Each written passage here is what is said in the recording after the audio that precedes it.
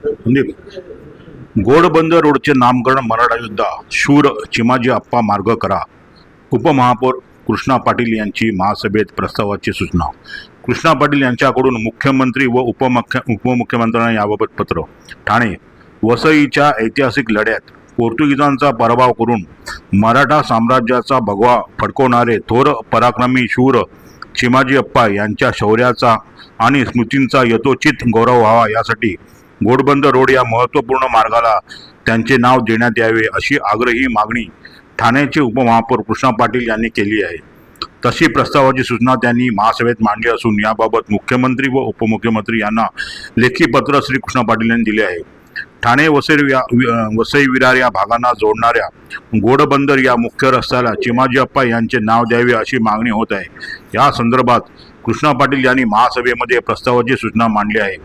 मुख्यमंत्री आणि उपमुख्यमंत्र्यांना थेट पत्र. या प्रकरणातील सर्वात महत्त्वाची आणि ठळक बाब म्हणजे उपमहापौर कृष्णा पाटील यांनी महासभेत प्रस्तावाची सूचना मांडण्यासोबतच थेट राज्याचे उपमुख्यमंत्री देवेंद्र फडणवीस आणि उपमुख्यमंत्री एकनाथ शिंदे यांनाही याबाबतचे विशेष पत्र दिले असून या मागणीचा उल्लेख त्यांनी पत्रात प्रामुख्याने केला आहे. चिमाजी अप्पांच्या जाज्वल्य इतिहासाची नवतरुण पिढीला प्रेरणा मिळावी यासाठी या मार्गाचे नामकरण मराठा योद्धा शूर चिमाजी अप्पा मार्ग असेच करण्यात यावे असे आग्रही विनंती पाटील यांनी या पत्राद्वारे मुख्यमंत्री व उपमुख्यमंत्र्यांकडे केली आहे.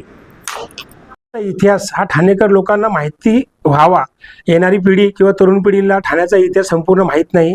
चिमाजी अप्पा हे मराठा योद्धा यांनी पोर्तुगीजांच्या विरोधात जो छळ होता त्याच्या विरोधात त्यांनी बंड पुकारले आणि ठाणा, वसई, विरार या विभागातील लोकांना त्यांनी न्याय दिला आणि हे सर्व किल्ले पोर्तुगीजापासून शाबूत ठेवले. तर त्यांचा इतिहास हा कुठेतरी येणाऱ्या ठाणेकर नवीन पिढीला व तरुणांना माहीत नाही आहे.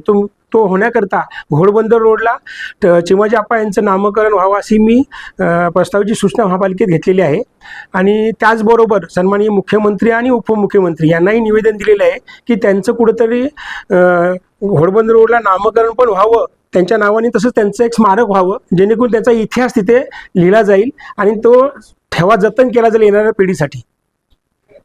परंतु राष्ट्रवादी काँग्रेस पार्टीचे अध्यक्ष जे आहेत मनोज प्रधान यांनी असं म्हटलं आहे की आमच्या मित्रांनी जे काही मागणी केली आहे त्यांना ते माहित नाही की घोडबंदर रोड हा अपघातांमुळे त्या रोडला यमराज मार्ग असं नाव द्यावा असं त्यांनी प्रसिद्धी पत्रकामध्ये म्हटलं आहे. याबद्दल आपली काय भूमिका? राष्ट्रवादी काँग्रेसचे अध्यक्ष माझे मित्र मनोज प्रधान हे कुठेतरी इतिहास विसरलेले आहेत आणि जो घोडबंदर रोड आहे त्याला यममार्ग म्हणण्याचं कारण द्या असं त्यांचं जे म्हणणं आहे त्याचा मी निषेध करतो. खरं तर चिमाजी अप्पांनी हा ठाण्याचा इतिहास फार मोठा आहे. त्याचबरोबर वज्रेश्वरी आणि गणेशपुरी हे देवस्थानही त्या चिमाजी अप्पांनी उभारलेले आहेत आणि त्याचे ते ट्रस्टी होते आणि त्यांनी त्या ट्रस्टीच्या काळात मनोज प्रधानांनी काय पराक्रम केलेला आहे ठाणेकर आणि पूर्ण महाराष्ट्र जनता पाहत आहे. आणि तो जो प्रताप केलेला आहे त्याचा विरोध म्हणून ते इथे विरोध करतात का असं मला वाटतंय चिमाजी अप्पाच्या नावांना. पण चिमाजी अप्पांच्या नावांना त्यांनी कृपया करून विरोध करू नये, त्यांनी त्याला साथ द्यावी अशी मी विनंती करतो. त्याचबरोबर जर राष्ट्रवादी पक्षाची जर ही भूमिका असेल आणि मनोज प्रधानांची भूमिका असेल तर त्याचा मी जाहीर निषेध करतो. एकंदरीत ही मागणी होत असताना घोडबंदर मार्गावरती मोठ्या प्रमाणात अपघात होत असतात. या घटनेला धरूनच त्यांनी ते उल्लेख केलेला आहे. तो अपघात रोखण्यासाठी प्रशासन काही कारवाई करणार आहे का किंवा त्यासाठी वेगळ्या काही उपाययोजना करणार आहे?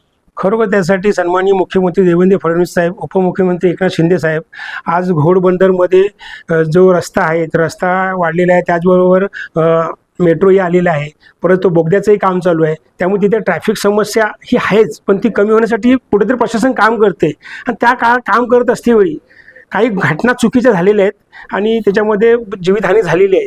ती तसं व्हायला नाही पाहिजे हे प्राथमिक वाटतं. पण आता ते धरून बसून पुढे कामकाज थांबणार नाही ना. कुठेतरी त्याच्यावरती तोडगा करण्याच्या हिशोबाने जे प्रशासनाला उलटी साथ दिली पाहिजे, राष्ट्रवादी पक्षांनी पण साथ दिली पाहिजेत आणि ह्या भविष्यात अशा घटना घडू नये ह्याची काळजी घेऊन पुढील कामकाजाला दिशा दिली पाहिजे असं मला वाटतं.